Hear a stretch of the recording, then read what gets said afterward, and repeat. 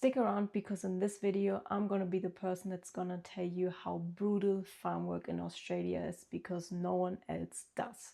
Make sure you watch this video until the end because I will give you some personal tips how you can finish your farm work really quick. So let's get into it.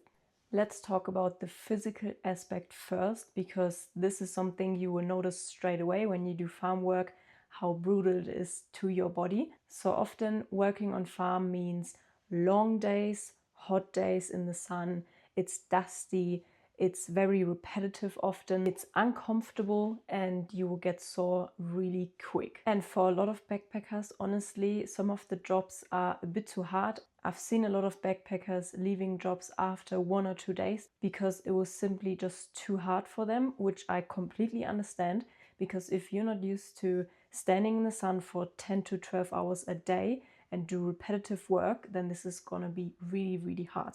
I was once cauliflower harvesting. This was the worst job I ever had in my life, and I had a lot of jobs. And I quit that job after 1 day because it was absolutely terrible. I was wet the whole day because you have to bend down, go in the cauliflower and then cut it off. And someone is sitting on a tractor and you throw the cauliflower to them. And if they're not happy with the cauliflower, they just throw it out. So you did all your work for nothing. And it was so exhausting. My back was absolutely sore after 1 single day. And I was like, I will never go back there. And yeah, I never went back there because it was just too bad. And normally I always finish the season on the farms where I've worked on, but this was just 1 single job where I was like, I'm not gonna be finishing this. And I honestly think that the point of how repetitive most of the farm work is really underrated, because a lot of the farm work jobs are repetitive. So you might work in a factory where you work on the belt. I did that as well. I was sorting out potatoes on the belt on a harvester, and I was also doing onions on a belt in a factory. And you do the same thing all day, and it can be absolutely boring. And I find that repetitive work is absolutely the worst, but a lot of times this is exactly the case when you do farm work. It will be repetitive. The same goes, for example, for raspberry picking, for strawberry picking, lime picking. Every single day is basically the same. Another toll in the physical aspect is that you have to get up quite early. Normally the day starts at 4, 5, 6 a.m. maybe, which is nice because you finish off the day early as well, if you don't have a 10 to 12 hour day, which is very common as well. I've heard from people working on horse farms and they had to start at 3 a.m. and the same goes for dairy farms when you do milking. So yeah, the physical aspect is definitely one to consider, and it will absolutely destroy your body. But the next one is definitely a hot topic as well. So the pay. The pay is a thing. The pay doing farm work should definitely not be unmentioned because it is a bit upsetting. A lot of times backpackers are underpaid. They're not getting paid the right award.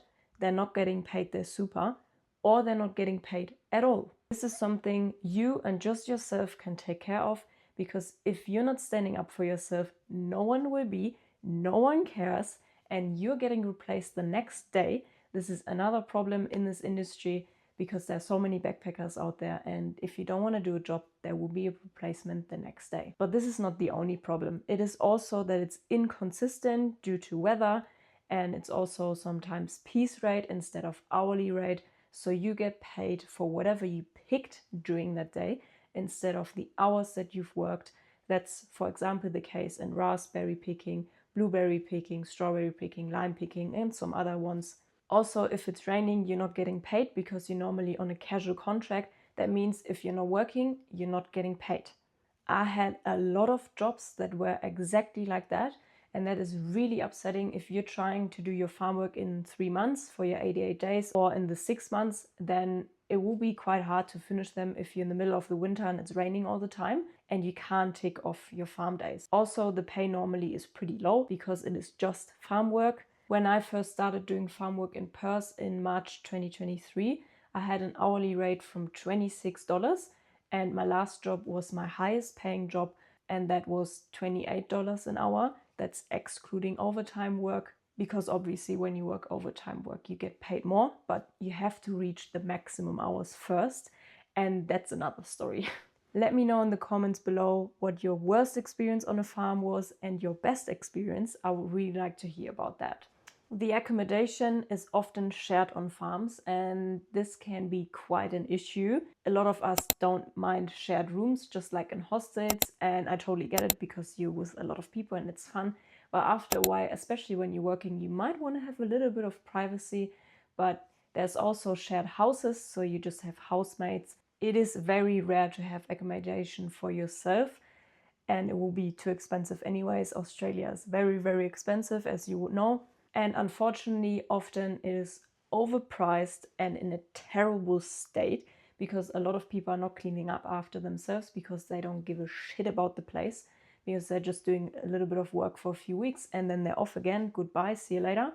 And this is a problem for the next person that's coming because no one's gonna clean up that space. So the dishes are piling up in the kitchen, the cockroaches are making themselves a home as well, which is absolutely disgusting. And it shouldn't be really rented out at all, but it still gets rented out for a horrendous price. I personally had good experiences and I had really bad experiences.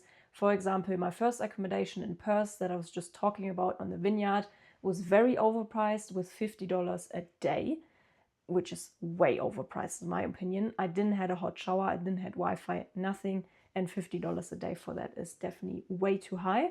And my last accommodation, where I've also made the most money in 2024, was a house with an ocean view. It was a good price with $150 a week, and I had my own room, and it was just a beautiful house, and I really liked my housemates as well. So my luck with accommodation got better and better over the years.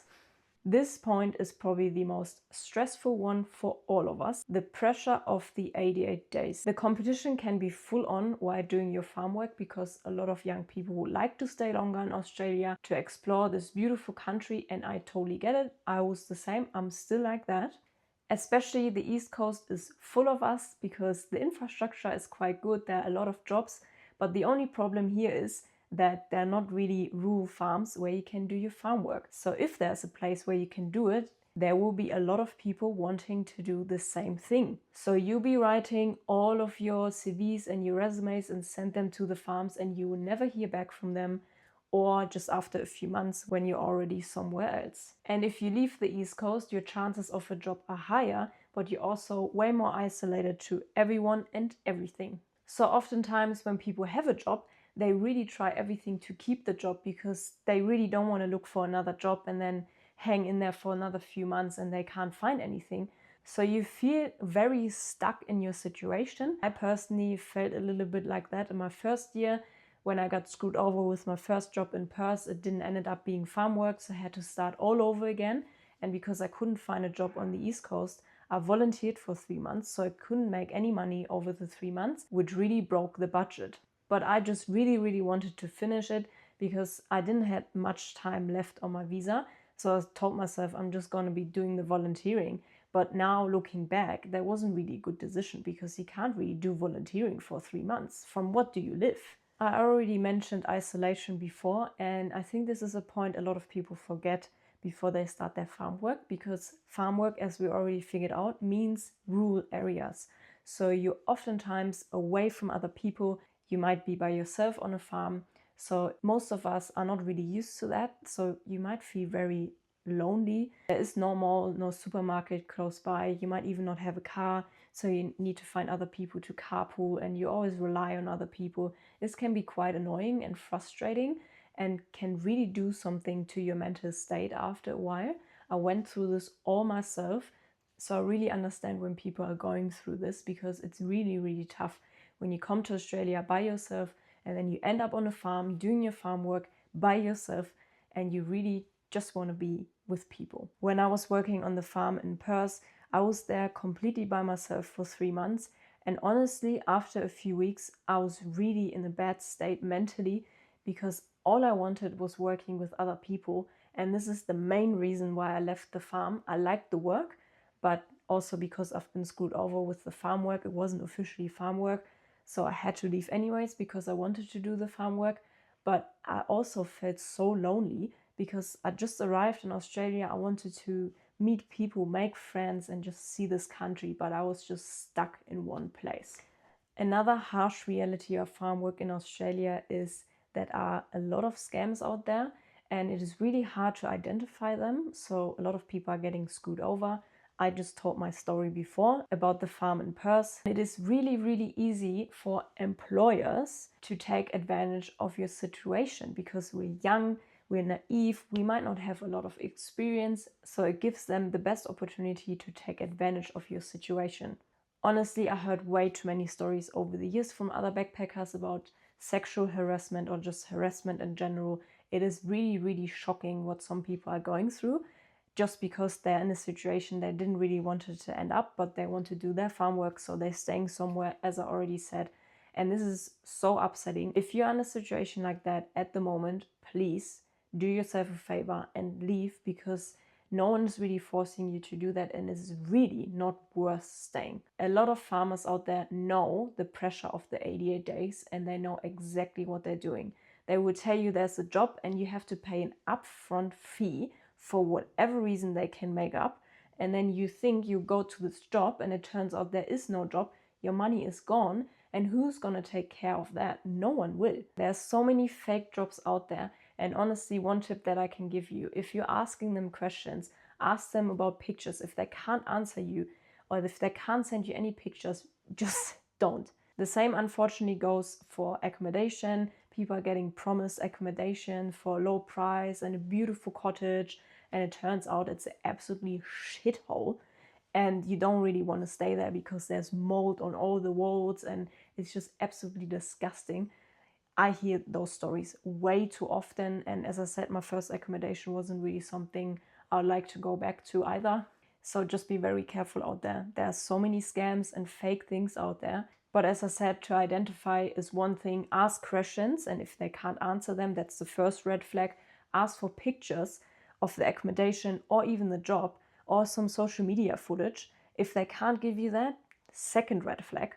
And just trust your gut feeling. Your gut will tell you what's right or what's wrong.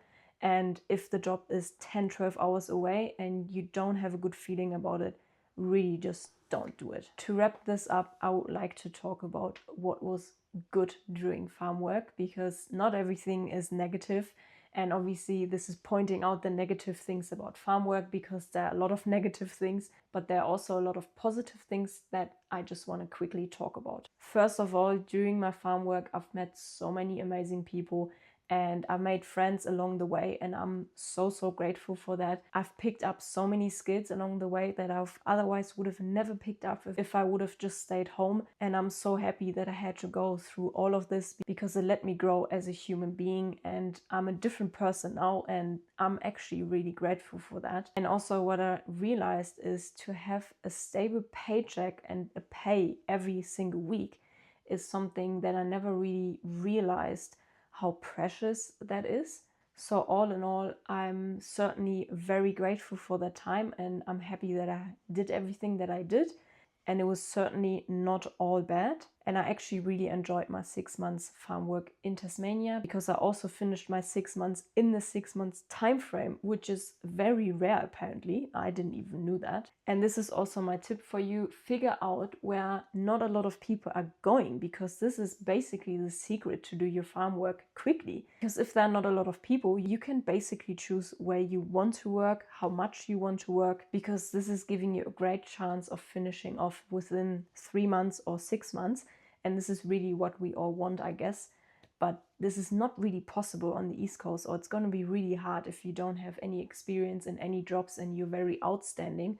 Then it might be better to just leave the East Coast, go to rural areas, and trust me, it will be worse to just be a bit isolated for a few weeks. I know it's hard, but it is definitely possible if you're just very locked in and you know why you're doing it.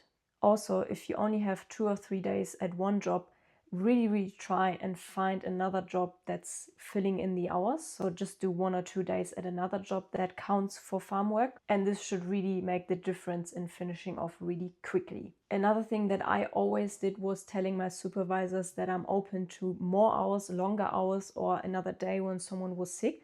So I was always the one that jumped in when someone was sick, because I specifically told them, just let me know if someone is sick. I can come the next day. I don't care. I want to finish this and I want to do the hours. I want to make the money. So if you're telling people what you're up to and that you're willing to put in the work, it really makes the difference for them as well, because they know who to call in the morning when someone called in sick. Or if there are just another few hours available, for example, cleaning up or something, they know this person told me she or he wants more work, then bang, there you go. If you enjoyed this video and you would like to see more of this, subscribe to my channel and give this video a thumbs up. Thank you, and I will see you in my next video. Bye!